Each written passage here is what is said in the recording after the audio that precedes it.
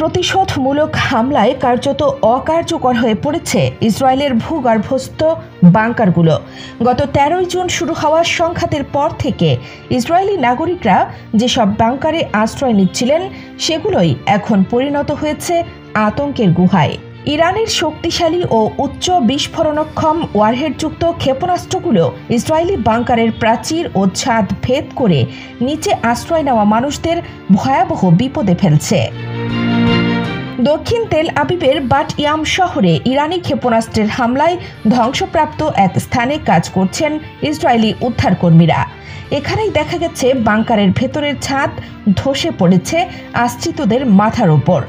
সামাজিক যোগাযোগ মাধ্যমে ছড়িয়ে পড়া ভিডিও ফুটেজে দেখা গেছে ধুলায় ভরা বাতাসে চিৎকার ও কান্না, ভয় আতঙ্কে মানুষজন অন্ধকারে ছুটোছুটি করছে।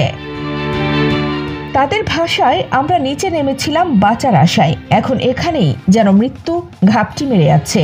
ইরান যা বলেছিল তাই ঘটছে। ইরানের সামরিক বাহিনীর মুখপাত্র কর্নেল রেজা সাইয়াদ আগেই সতর্ক করেছিলেন, দখলদার ভূখণ্ড ছেড়ে দিন, আশ্রয় কেন্দ্রে লুকিয়ে থাকার দিন শেষ, বাংকার আপনাদের বাঁচাবে না, ইসরায়েল আপনাদের মানব ঢাল বানিয়ে ব্যবহার করছে।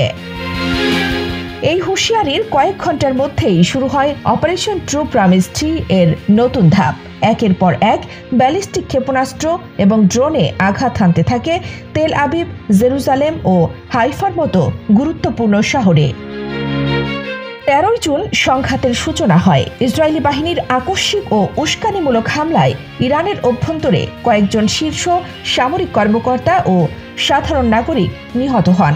এরপরই ইরান ঘোষণা দেয়, এই আগ্রাসনের জবাব হবে চূড়ান্ত ও ভয়াবহ। সেই প্রতিশোধের অংশ হিসেবেই একের পর এক আঘাতে বিপর্যস্ত হচ্ছে ইসরায়েলের মূল শহরগুলো।